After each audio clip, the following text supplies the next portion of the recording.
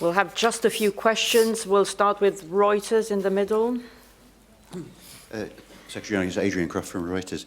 Can I ask whether the US or any other ally at this meeting provided any figures as to how many troops they plan to leave in Afghanistan after 2014?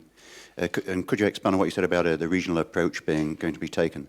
And could I ask you to also to give explain what was the reasoning behind what you said yesterday about the Afghan force levels being kept at 352,000 for longer? Couldn't that send a negative signal about security in Afghanistan? First, on concrete figures, no. It's a bit premature. Today we have discussed certain guidelines for continued planning, but no decision has been made on concrete figures. And the same goes for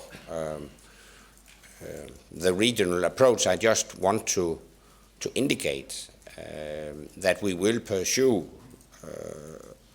a regional approach. That is, the new training mission will not be centralized in just one location. We will have more than one centers, but again, no concrete decision has been made as regards exactly how many and where they should be located. As regards the future size of the Afghan security forces, again, let me stress, as I did yesterday, no decision has been made. There are some considerations, yes, but we have not taken any decision yet as regards the future size and for how long we will keep that size of the Afghan security forces. Actually, I think the Afghans appreciate that today's meeting delivered a very, very clear message, a very clear commitment from all ISAF coalition partners that we will stand by Afghanistan also after 2014. We will not leave behind a security vacuum. We will leave behind a very strong, very capable Afghan security force, and we will stay to give advice, to assist, to train those Afghan security forces. Shamshad TV. Thank you. It has been clear that 4.1 billion US dollar has been pledged to support ANSF during a transition period, which is only enough for 228,000 troops, not for the existing number, 352,000.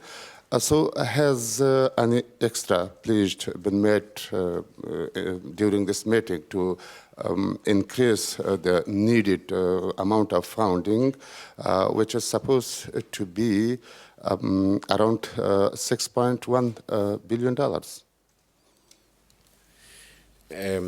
Let me stress 2 points. Firstly, no concrete decisions has been made as regards the future size of the Afghan security forces, and secondly, there have been no new requests as regards funding. This is an issue that will be solved down the road. Ukrainian media here. About cooperation with Ukraine, which recently dropped its long-standing aim of joining NATO.